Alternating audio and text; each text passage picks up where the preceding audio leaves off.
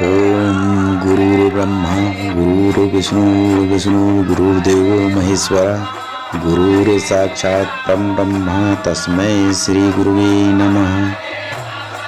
हे भगवान कृष्ण, मैं अपने मन में तुम्हारे नाम की आस लगाया हूँ। हे बनवारी, अब आप मुझ पापी पर भी कृपा दृष्टि करो। हे प्रभु, आप मेरे मन की समस्त दुर्भावनाओं को मिटाओ और मेरे समस्त अपराधों को क्षमा करो। हे कृष्ण कन्हैया, आप अपने नेत्र खोल मुझे दर्शन दो। श्री कृष्ण कन्हैया की जय हो। श्री कृष्ण कन्हैया की जय हो। हाथों में सुंदर बंसी को लिए हुए, नीले बादल के सदृश तन वाले, बिंब फल के समान होंठ वाले, कमल रूपी नेत्र वाले, पूर्ण चंद्रमा के समान मुख वाले, पीतांबर धारण किए हुए, कामदेव की छवि को भी जलाने वाले श्री कृष्ण चंद्र महाराज की जय हो। संपूर्ण जगत के वंदनीय यदुवंश के पुत्र श्री कृष्ण की जय हो। वासुदेव व देवकी के पुत्र की जय हो। यशोदा व नंद के प्यारे पुत्र की जय हो। अपने भक्तों को भवसागर रूपी नैया से पार उतारने वाले प्रभु श्री कृष्ण की जय हो। कालिया नाग के अभय प्रदान करने वाले, गायों को चराने वाले नटवर कृष्ण कन्हैया की जय हो। अपने हाथ के एक उंगली के अग्रभाग पर गोवर्धन पर्वत को धारण करने वाले प्रभु, आप आकर मेरे कष्टों का निवारण करो। आप पुनः अपने होठों पर मुरली रखकर बजाओ तथा मेरी यह प्रार्थना अवश्य ही स्वीकार करो। आप पुनः मेरी पूजा भूमि पर, मेरे अंतरात्मा पर आकर मेरी लाज बचाओ और माखन खाओ। श्री कृष्ण जी, आपके गोल कपोल और उनके रक्त बिंब के होठों पर फैली हुई मधुर मुस्कान अनायास ही मेरे मन को मोह लेता है। बादल के समान नीले तन वाले भगवान श्री कृष्ण, आपका सुंदर छवि देवता, मनुष्य एवं ऋषियों मुनियों का ध्यान अक्सर ही अपनी ओर खींच लेती है। अर्थात आपका वह सुंदर छवि का ध्यान सभी करते हैं। भगवान, मैं आपका विनय करता हुआ कहता हूँ कि मस्तक पर तिलक लगाने वाले, घुंघराले बाल वाले तथा बांसुरी को बजाने वाले श्री कृष्ण, आप आओ और आकर इस जगत रूपी मेरे आत्मा का कल्याण करो। आपने पूतना का स्तनपान करके उसे भवसागर रूपी जगत से पार किया। अक्का बक्का और कामासो का भी उद्धार किया। हे कृष्ण कन्हैया, देवताओं के राजा इंद्र ने जब क्रोध में आकर ब्रज पर मूसलाधार वर्षा की, पूरे प्रयत्न के साथ ब्रज को नष्ट कर देना चाहा, लेकिन श्री कृष्ण जी ने गोवर्धन पर्वत को अपनी उंगली के सहारे ऊपर उठाकर सब ब्रजवासियों को उसके नीचे शरण दी एवं उसकी रक्षा की। एक बार अपने पुत्र को गोद में लिए हुए, अर्थात आपको माता यशोदा ने अपने गोद में लिए हुए, उसके मन में कुछ भ्रम पैदा हुआ।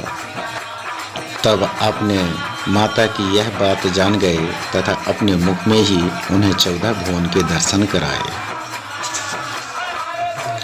पापी कंस ने मथुरा में अत्यंत उधम मचाया हुआ गोकुल वासियों को नित्य प्रति दूध, दही के मटके एवं करोड़ों की संख्या के कमल के फूल मंगवाए।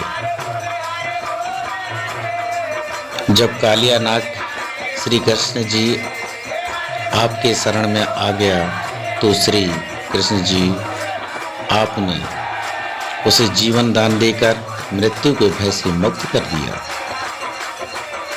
आपने गोपियों के साथ मिलकर यमुना के किनारे रास लीला की और प्रत्येक गोपी के मन की अभिलाषा को पूर्ण किया। हे भगवान कृष्ण, यहाँ यह बात स्मरण रखने की है कि गोपियों के मन में यह तीव्र अभिलाषा थी कि श्री कृष्ण आप उनके साथ रास लीला करें। अतः भक्तों के मन की बात को जानने वाले श्री कृष्ण जी आपने उनकी यह अभिलाषा पूरी की। अतः हे भगवान श्री कृष्ण, मैं विनय करता हुआ कहता हूँ कि आपने सैकड़ों असुरों का संहार किया और अपनी राजगद्दी पर बैठे हुए कंस को उसके बालों से पकड़कर नीचे गिराकर मारा। इसी तरह भगवान मेरे अंतरात्मा के इर्द गिर्द मंडराते हुए दुष्टों का भी इसी तरह संहार कर दो। मेरे अंतरात्मा पर आके विराजमान हो जाओ। हे भगवान कृष्ण, आपने अपने माता पिता को बंदी गृह से बाहर निकलवाया तथा उग्रसेन को पुनः उसका राज वापस दिया। आपने अपनी माता देवकी के कहने पर उनके 6 पुत्र को लाकर दिया एवं उनके शोक को दूर किया। भगवान कृष्ण, आपने भौमासुर दैत्य को मारा तथा उसके द्वारा बंदी की हुई 16,000 कुमारियों को वहां से निकाला। भगवान, आपसे मैं विनय करता हुआ कहता हूँ कि आपने अपने भक्त सुदामा के 3 मुट्ठी भर चावल खाकर उसके समस्त दुखों को मिटा दिया। भगवान श्री कृष्ण, आप तो केवल अपने भक्तों के अनन्य प्रेम को देखते हैं। अपने भक्त के अनन्य प्रेम के कारण ही आपने दुर्योधन के यहाँ मेवा पकवान न खाकर विदुर के घर में जाकर उनकी पत्नी के हाथ से बना साग एवं मक्का की रोटी खाई थी। हे भगवान श्री कृष्ण, दीनों का हित करने वाले आपके प्रेम की महिमा अपरंपार है।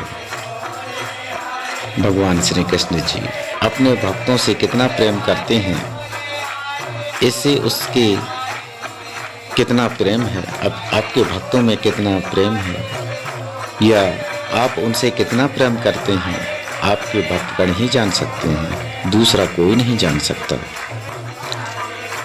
महाभारत के युद्ध में आपने अर्जुन के सारथी बने और हाथ में सुदर्शन चक्र लिए हुए अर्जुन के बल को बढ़ाया। महाभारत का युद्ध आरंभ होने से पूर्व ही आपने अपने सुंदर शब्दों में अर्जुन को गीता का उपदेश दिया। आपके द्वारा दिया गया गीता का उपदेश भक्तों के हृदय में अमृत की वर्षा करने वाला है। मीरा एवं आपके प्रेम की इतनी अधिक मतलबी थी, अर्थात मीरा आपसे इतना प्रेम करती थी कि आपके नाम का सहारा लेकर राणा के द्वारा भेजा गया तीक्ष्ण विष भी अमृत समझकर पी ली और प्रभु की कृपा एवं आपकी कृपा से ही उसे तनिक भी कुछ नहीं हुआ।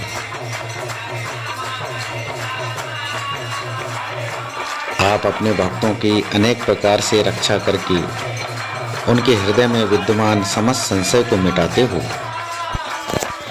राणा जी ने मीरा को और भी दुख दिए। उन्होंने विषैले सांपों से पूर्ण एक पिटारी मंगवाई और मंगवाकर मीरा के पास यह कहलवाकर भेजा कि ये तेरे ठाकुर जी हैं, तेरे भगवान कृष्ण हैं, तेरे कन्हैया हैं। स्नान आदि के बाद जब मीरा जी ने पिटारी खोली देखी, तब उसने उसे अपने प्रभु श्री कृष्ण जी की सुंदर मूर्ति मिली, जिसे देखकर वह प्रभु के प्रेम में मग्न हो गई, आपके प्रेम में मग्न हो गई। आप अपने भक्तों की अनेक प्रकार से रक्षा करके उनके हृदय में विद्यमान समस्त संशय को मिटाते हो। एक बार भरी सभा में बैठकर शिशुपाल ने आपको निंदनीय वचन कहे। आपने उसे उसके 100 वचनों को क्षमा कर दिया, लेकिन इसके ऊपर होने पर अपने चक्र से उसका सिर धड़ से अलग कर दिया। इस प्रकार पापी होते हुए भी प्रभु के हाथों मृत्यु होने से उत्तम गति को प्राप्त हुआ। जब दुष्ट दुर्योधन ने सभा के बीच में द्रौपदी की लाज उतारनी चाही, तब द्रौपदी ने अपने बचाव का अन्य कोई उपाय न देख आपका ध्यान की विनती आरंभ की। तब द्रौपदी के अंतरात्मा की पुकार सुनकर प्रभु आप तुरंत आए और द्रौपदी की लाज बचाई। आपने शीघ्र ही वस्त्रों का ढेर लगा दिया और द्रौपदी का चीर बढ़ाकर दुष्टों का मुंह काला कर दिया। अतः भगवान श्री कृष्ण जी, मैं आपसे विनती करता हूँ एवं आपसे यह कहता हूँ कि मेरा कोई सहारा नहीं है। मेरे संपूर्ण सहारा आप ही हो। आप ही मेरी डूबती हुई नाव को पार लगाने वाले श्री कृष्ण कन्हैया हो। जय कृष्ण कन्हैया, जय कृष्ण कन्हैया, जय कृष्ण कन्हैया।